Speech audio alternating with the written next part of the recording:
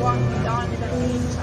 È una giornata che deve aiutarci a far riflettere,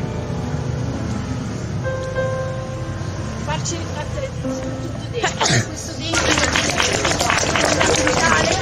collaborazione, che hanno aperto gli occhi addirittura a noi che un po' già li avevamo persi, figurati le cose che ci hanno proposto.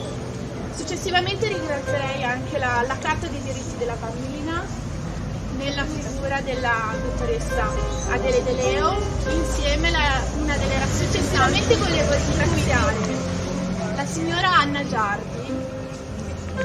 Anna. Eccomi. La signora Anna Giardi da ammirare, una signora meravigliosa che abbiamo scoperto.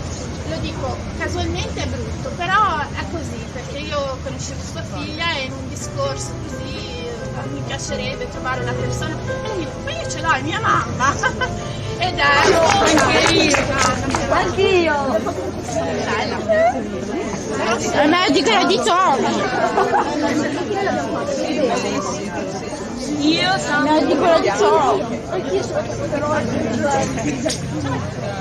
E io dopo.